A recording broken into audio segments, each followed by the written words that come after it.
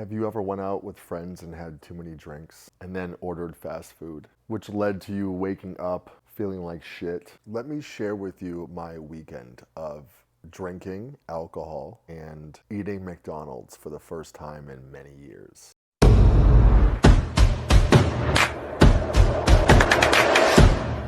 So this past weekend, we went dancing, we had a lot of alcoholic beverages, and then in the evening, I door dashed McDonald's. I haven't had McDonald's in at least 3 to 5 years. Now, that doesn't mean that I don't eat fast food. It just means that McDonald's isn't always my number one choice. And this video is for anyone who feels fearful drinking alcohol and eating fast food.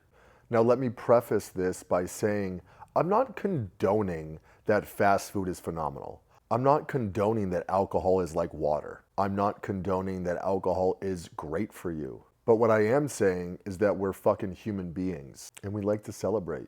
We like to do things that may not always be for the betterment of our minds, bodies, and spirits, but that's what makes us unique. The one thing that really hurts my heart is when I hear people fear-mongering others with their information about alcohol and fast food, processed foods, fake stuff. The list goes on. And if I were to follow what I see on social media as right and proper, I'd be licking fucking ice cubes. You will always find a contradicting statement of something you're looking for. You will see people that say vegetables are great, and then see people that say vegetables are bad for you. Red meat is phenomenal. Don't touch red meat. Carbs are bad. Carbs are amazing. Do you see where I'm going here? The one thing that I find challenging to listen to is people who demonize anything and say stuff like alcohol is poison.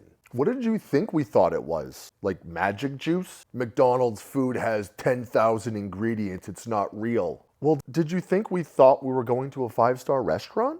We know these things to some degree, but it's not about demonizing them. It's about learning about what we're using, gaining information, and then moving forward. The poison is always in the dosage. Moderation is always key. But it's easier to say that than it is to actually apply that in your life. So let me just share with you what goes on in my mind and body when I'm doing things like drinking alcohol and eating out, eating fast food. We went out drinking and dancing this past weekend. I had a lot of drinks. I door dashed McDonald's. As I'm making those choices in the moment, ordering a drink, ordering another drink, I'm not shaming myself. I'm not saying to myself, why am I doing this right now?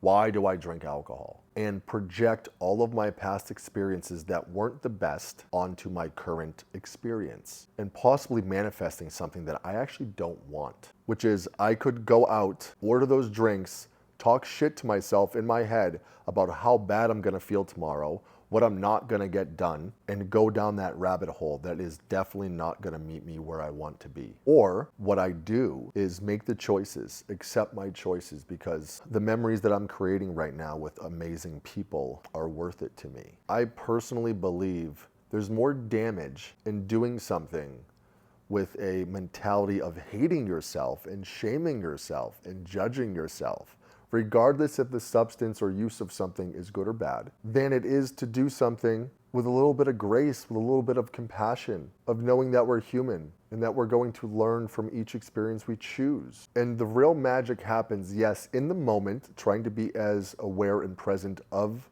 the circumstances. Accept the choices you're making and see how that alters your present state of joy versus resentment, resistance. But the real magic happens the day after.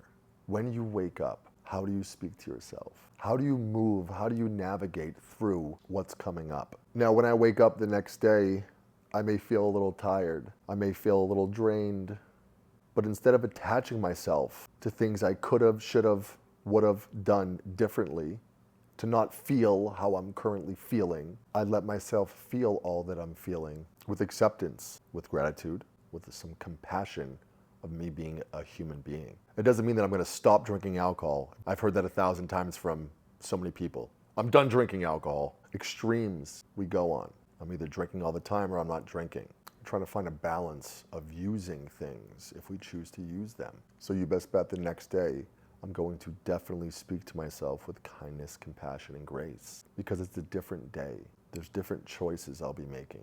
To not attach myself to the day before, but to use momentum to move forward into the next day. It's not the thing that we're using that is bad. It's not the alcohol. It's not the fast food or processed foods. Because for most people, we can't just cut those off cold turkey. We have to learn about them. We have to learn about how they interact with our bodies, minds, and spirits. We have to make conscious choices of how we want to feel. And when, not if, we make choices that aren't for the betterment of us, how do we speak to ourselves? How do we navigate through that? To notice patterns that keep coming up for us and to shift them if we choose to want to shift them. The challenging part is not in the thing, it is in our relationship, our association, our attachment to the thing. Eating vegetables is great. Eating protein is amazing. But if we lose our fucking minds because we have to do that every single day, we have to hit the protein amount, we have to eat the vegetables, and if we don't, we lose our minds, the thing is no longer healthy. It has control over us. It has almost fear involved in not doing it or doing it. So the healthy stuff is no longer healthy. Do you see what I'm saying? It's the relationship, how we relate to the thing. So I invite you to notice what comes up for you when you choose or don't choose your choices. Don't let people fearmonger you. Make your own choices. Notice what comes up in your body and then navigate through that. Remember, it's not the thing that's bad, that's challenging. It's our relationship to the thing. If we can alter and perceive the relationship we have with the thing, you'd be surprised at what it allows for us in our reality. You're doing great. Don't let anyone tell you differently. I believe in you, and keep being amazing.